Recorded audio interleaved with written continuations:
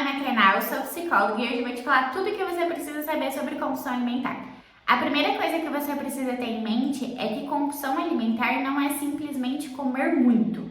É claro que esse é um dos critérios para fechar o diagnóstico, eu vou te explicar melhor sobre isso mais pra frente, mas não é só isso. Então, quando você vai num rodízio de pizza e come, sei lá, 12, 15 pedaços de pizza, ou quando você vai num rodízio de comida japonesa e come também até falar chega. Sabe quando você sai com aquela sensação de meu Deus, eu vou explodir, eu não aguento mais comer nada. Quando você precisa abrir o botão da sua calça de tão cheio que você tá.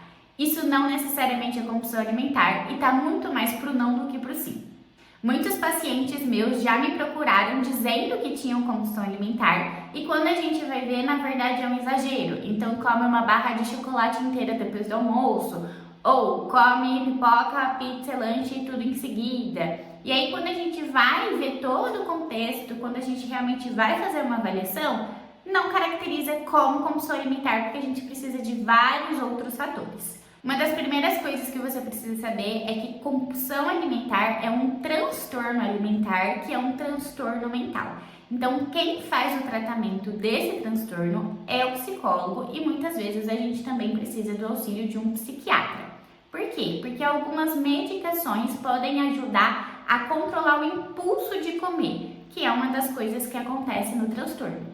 Então, os profissionais capacitados para trabalhar com compulsão alimentar são psicólogos e psiquiatras. Hoje, dentro do tratamento, a gente tem que a terapia cognitivo-comportamental, que é uma das abordagens dentro da psicologia, é a padrão ouro para esse tratamento. O que significa esse padrão ouro? Que hoje é o que a gente tem de melhor, o que mais tem chances de funcionar e ser eficaz para cessar os episódios. Beleza, até o momento eu te falei o que não é compulsão alimentar. Então agora eu vou te falar de todos os critérios e todas as características que a gente precisa ter para considerar esse diagnóstico. O primeiro ponto é que para a gente considerar esse transtorno, a gente precisa de episódios de compulsão alimentar.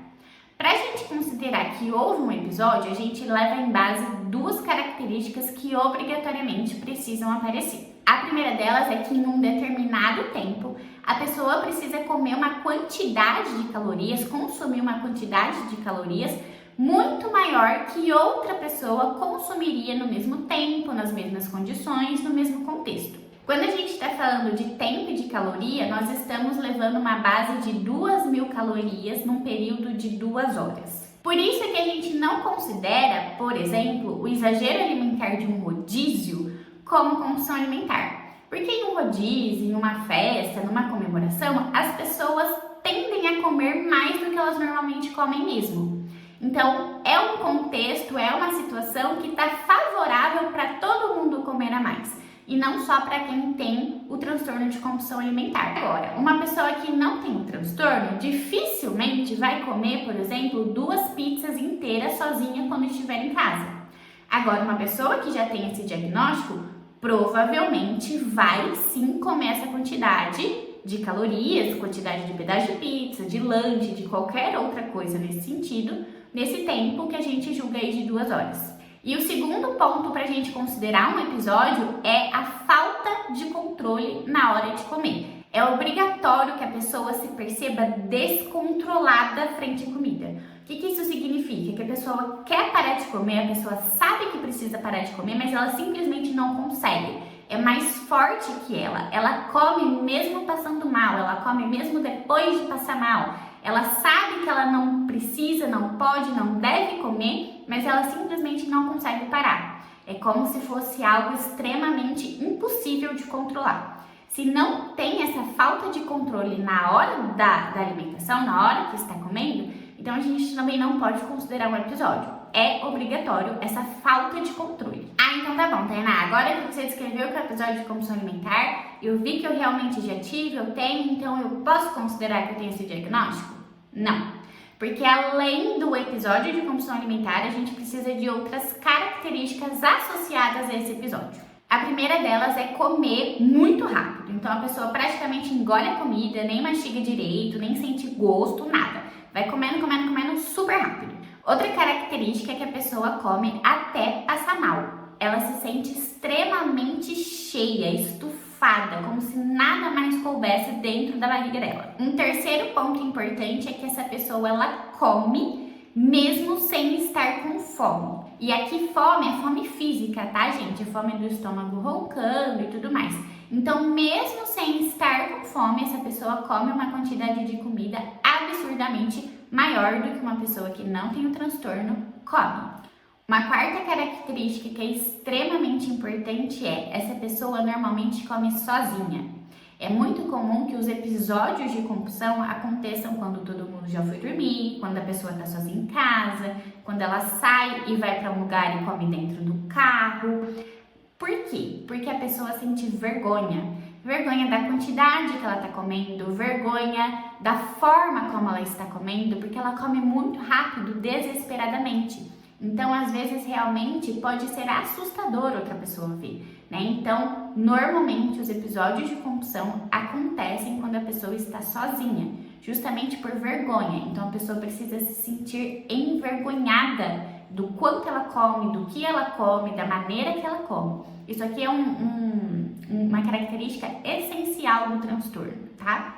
E um outro ponto super importante, que é basicamente regra, é que essa pessoa, depois de ter o episódio, vai sentir culpa.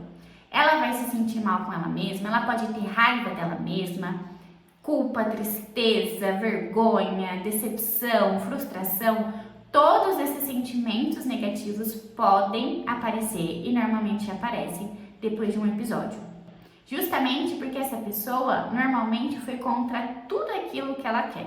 Quando a gente está falando da maioria dos transtornos alimentares, uma característica muito importante, que é base para todos eles, é a preocupação exacerbada, exagerada com o corpo. Com a forma que o corpo está, com o peso, com a alimentação. Então, muitas vezes, essa preocupação com o corpo é um fator desencadeante, é um gatilho para que a pessoa tenha um comportamento disfuncional. Aqui no caso da compulsão alimentar, o comportamento disfuncional é um episódio de compulsão, né? Mas alguns outros transtornos têm outros comportamentos diferentes.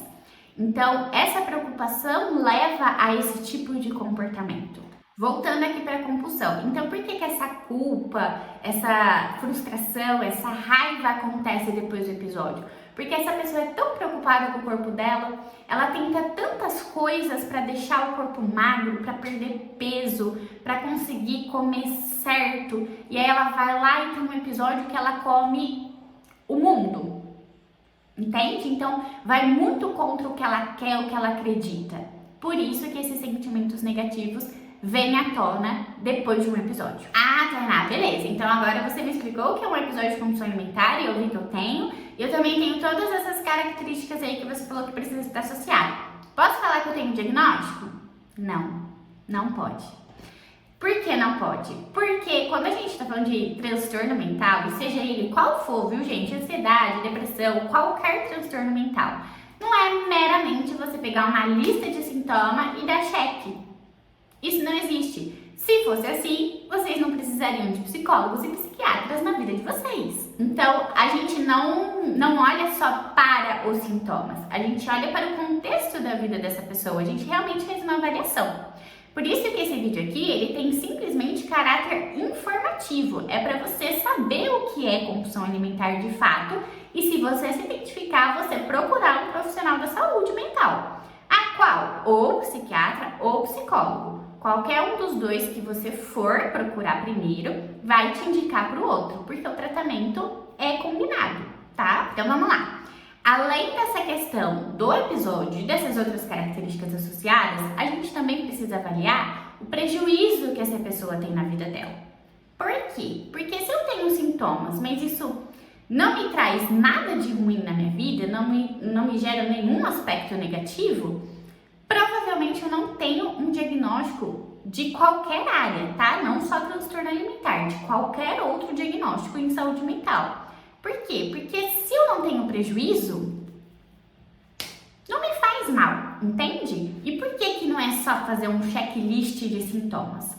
Porque se a gente pegar o DSM, que é o manual que a gente usa e tem todos os diagnósticos de saúde mental ali, a gente vai ver que O que acontece nesses transtornos nada mais são que, às vezes, coisas que a gente vivencia no nosso dia a dia. Vou dar de exemplo a depressão. Depressão é o quê? É um estado de tristeza, de desânimo, de perda de prazer que é exacerbado. Mas todo mundo tem um dia que não quer levantar da cama, que não quer fazer as coisas, que tá triste sem um motivo aparente. Mas a gente leva em consideração só isso? Não, a gente leva em consideração várias outras coisas, inclusive os prejuízos que aquilo ali traz na vida dessa pessoa. Mas voltando para a compulsão alimentar, que tipo de prejuízo essa pessoa tem? Algumas pessoas podem apresentar, por exemplo, questões sociais. Então, por medo de ter comida e não saber se controlar na frente das outras pessoas, essa pessoa pode evitar sair de casa. Ou essa pessoa tem muitos episódios e acabou ganhando um peso ali expressivo. Essa pessoa se sente mal e se isola. O isolamento social não é incomum, acontece bastante. Outra coisa que também pode acontecer bastante é, em decorrência, vários episódios, né, que a gente consome uma quantidade de calorias muito grande, a gente acaba ganhando bastante peso e isso pode ter impacto na nossa saúde. Por exemplo, eu posso ter pressão alta, posso ter diabetes. Então, é algo que também é comum, prejuízos na saúde. Ah, mas são só prejuízos na saúde e na parte social? Não, isso é muito pessoal, tô te falando aqui dos que eu mais percebo dos pacientes que eu atendo, tá? Mas cada pessoa pode ter um prejuízo diferente, por isso que é importante a avaliação de um profissional. Mas uma coisa é certa, a gente precisa ter prejuízo na vida, tá? Alguma coisa de ruim, de negativo, precisa vir em decorrência do transtorno, senão a gente não fecha diagnóstico para nenhum deles, tá bom? Outra coisa para a gente levar em consideração é a frequência com que esses episódios acontecem. Para a gente fechar um diagnóstico de transtorno de compulsão alimentar, a gente precisa que esses episódios que eu te expliquei aconteçam pelo menos uma vez na semana por pelo menos 3 meses. Ah, Tainá, mas eu apresento esses sintomas, mas ainda não faz 3 meses. Não tem problema, tá, gente? Você vai lá e você vai procurar um profissional da saúde mental da mesma forma. Por quê? Apesar de não fechar todos os critérios para um diagnóstico, você apresenta sintomas, você apresenta coisas que não estão legais, que estão te gerando um certo sofrimento. Então, não é porque um dos critérios não foi preenchido que, então é isso, não tem o que fazer, você não tem diagnóstico, beijo, tchau, vai para sua casa. Não, mesmo que você não tenha um dos critérios, a gente, quando isso acontece, a gente fala de traço. É um traço de um transtorno. O que isso significa? Que eu tenho sintomas, mas não todos que eu preciso para fechar o diagnóstico. E aí a gente trata igual, viu, gente? Não é porque não atingiu uma coisinha ali que a gente vai fechar os olhos e falar, então você me procura quando você tiver tudo isso. Não, é mais pra gente fechar o diagnóstico, saiba que a gente precisa dessa frequência mínima. Senão, a gente não consegue dizer que existe esse transtorno.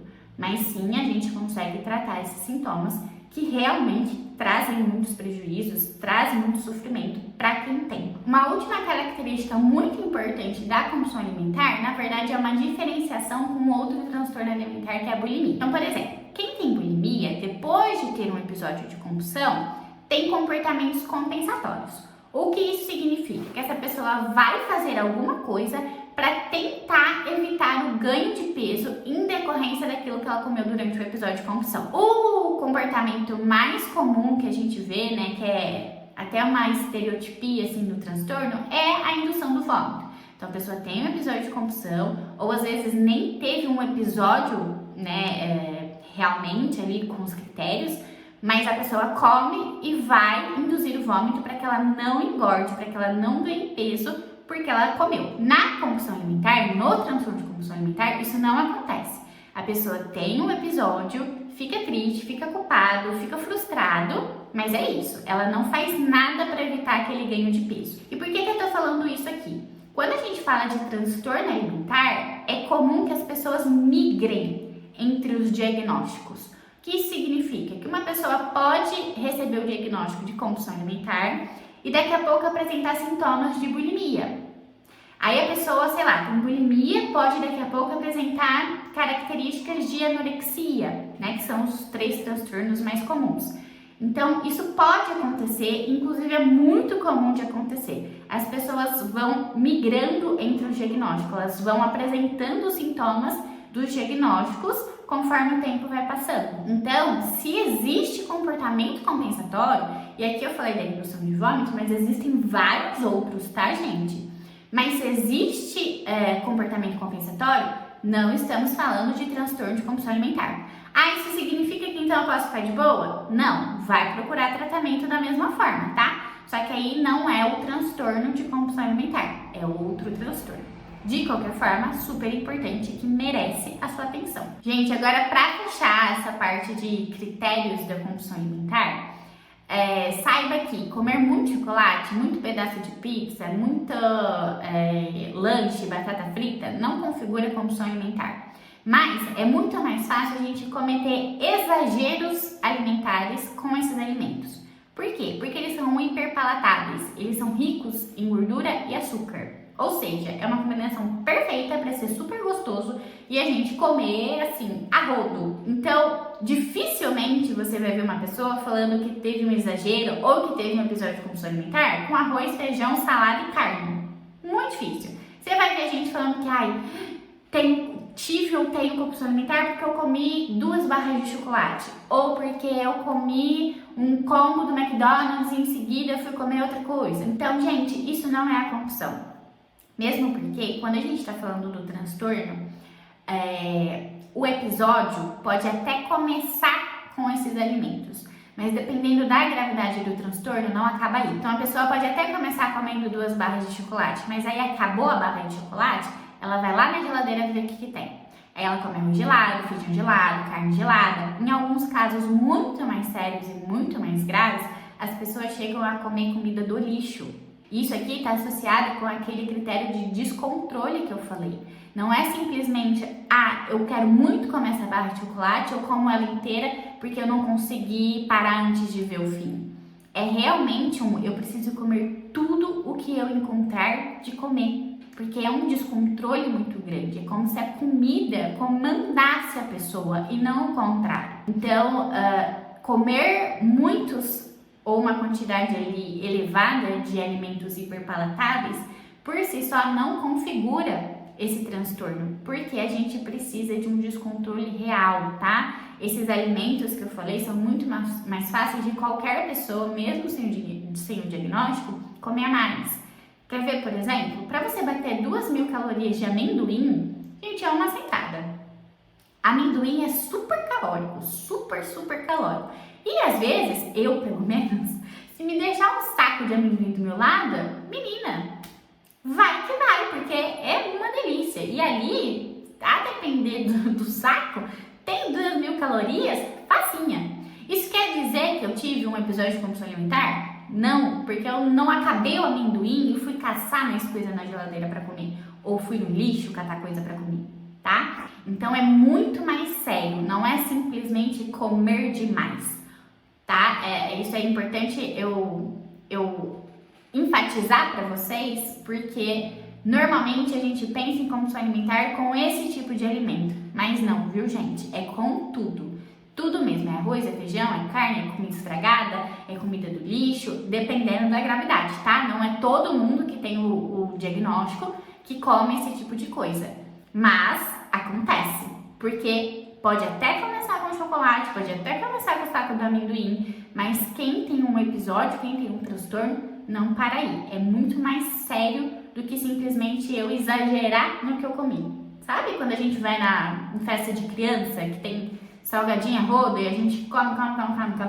Então, não é. A pessoa que tem o transtorno vai na festa, vai comer salgadinho, vai comer o bolo, vai comer o docinho, e provavelmente o episódio vai continuar em casa. Ela vai chegar em casa e ela vai seguir comendo, porque existe esse descontrole muito forte. É importante vocês saberem disso, tá bom? Agora que você já sabe diferenciar o que é compulsão alimentar do que não é, eu vou te explicar como esse transtorno se mantém. Todos os transtornos, não só os alimentares, todos eles, acontecem de maneira cíclica. Ou seja, a pessoa entra numa espiral ali, num ciclo de comportamentos, de pensamentos e de emoções, e que esse ciclo ele vai ali, ó, se reforçando o tempo todo, então a pessoa não consegue sair daquilo. O tratamento vem para quebrar este ciclo, tá? Então eu vou te explicar como acontece o ciclo da compulsão alimentar. Como eu já expliquei aqui, as pessoas que têm transtornos alimentares têm uma preocupação com o corpo enorme, né? A pessoa cresceu ouvindo desde criancinha que só é bonito quem é magro, só é feliz quem é magro, só é bem-sucedido quem é magro. Então, ela vai ouvindo isso desde criança e vai construindo crenças, vai construindo ideias bem rígidas de que a magreza é importantíssima. Então, basicamente, quem tem transtorno alimentar, a vida dessa pessoa gira em torno do peso e da alimentação. Então, essa pessoa precisa a todo custo emagrecer. Senão, ela não vai ser feliz, não vai ser bem-sucedida, não vai ser amada, não vai ser completa. Então, a perda de peso e emagrecimento é ali pilar central da vida dessa pessoa. O ciclo começa aqui, nessa supervalorização da imagem, nessa supervalorização do corpo. Então, a partir do momento que essa pessoa tem essas crenças, essas ideias sobre o corpo, sobre o peso, ela tenta minimamente se enquadrar nesse padrão que ela criou, certo? Então, às vezes ela vai seguir uma dieta, vai fazer um exercício X, né? Enfim, vai tentar se enquadrar neste padrão criado por ela mesma. É só que o que acontece? Muitas vezes, quando a gente está falando de dieta, a gente não consegue seguir a dieta certinha 100% do tempo, né? Às vezes acontece uma coisa que, era para eu comer, sei lá, 100 gramas de frango, não comi outra coisa. E aí, no mínimo contato com não estou seguindo a dieta, não estou fazendo o que eu preciso fazer para me manter neste padrão que eu criei, existe um pensamento de 8 ou 80. Se eu não estou fazendo tudo, significa que eu perdi o controle.